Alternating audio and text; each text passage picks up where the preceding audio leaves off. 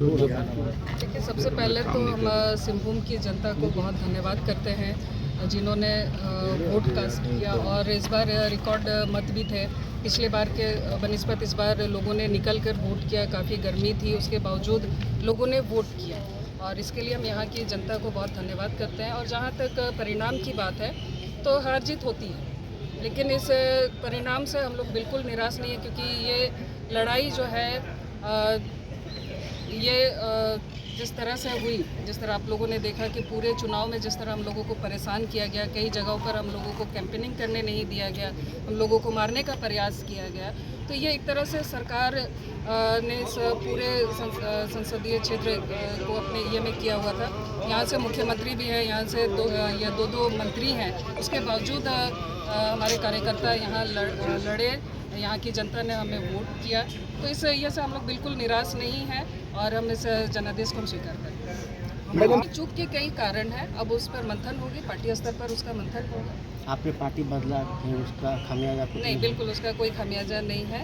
और बल्कि मैं आपको बता दूं कि कई ऐसे बूथ हैं जहां पिछले 2019 में भारतीय जनता पार्टी को खाता भी नहीं खुला, शून्य आया, वहां भी भारतीय जनता पार्टी को वोट है। इसका मतलब है कि सुदूर क्षेत्रों में भी लोगों का रुझान रहा। तो अब ये बाकी चीज़ें तो मंथन की चीज़ें हैं। विधानसभा में क्या परफॉर्मेंस है? विधानसभा हम लोग ऐसे ही लग गए हैं। हम लोग विधानसभा की तैयारी में पूरे उत्साह के साथ हमारी मैडम 6 विधानसभा शुरुआत से प्रारंभिक मतगणना था, उसी समय से पीछे चल रही थी आप, तो हुआ था कि बहुत जो ग्रामीण क्षेत्र हैं वहाँ तक आपके लोग नहीं पहुँच पाए थे। देखिए, मैंने कहा कि ये मंथन की चीज़ें हैं, बहुत सारी चीज़ें हैं, बहुत जहाँ भी कमी रह गई है या फिर चूक हुई है, ये सभी हम लोग अपने पार्टी स्तर पर अपने लोगों के साथ हम लोग इसका मंथन करेंगे। मैडम, आप करने नहीं मिला ऐसा आप कह रहे हैं, इसका क्या कारण है मैडम? इसके बहुत से कारण हैं। नहीं, लोगों से दूर नहीं। जो यहाँ मुख्यमंत्री हैं चंपाई सोरेन जी, मंत्री, इन लोगों ने पूरा भरसक प्रयास किया हम लोगों को प्रचार नहीं करने देने का, हमारे कार्यकर्ताओं को परेशान किया गया, मेरे ऊपर जानलेवा हमला किया गया। तो ये कहीं ना कहीं दिखता है कि झारखंड मुक्ति मोर्चा किस तरह से यहाँ चुनाव लड़ रही थी, किस तरह लोगों को डराया धमकाया गया।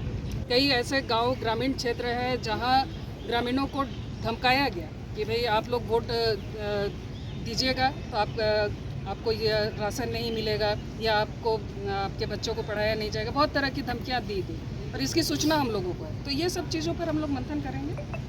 देखिए, आप भी विद्यार्थी रहे होंगे अपने जीवन में और आपने भी हमेशा अपना गोल सेट किया होगा कि भाई मैं 100% वोट लेके आऊँ। तो यही मोदी जी ने भी किया अपने लिए, अपने कार्यकर्ताओं के लिए, अपने पार्टी के लिए उन्होंने एक गोल सेट किया।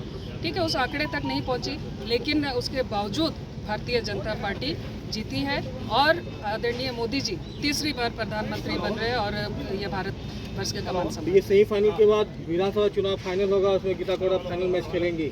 बिल्कुल, हम लोग तो ऐसे ही तैयार हैं।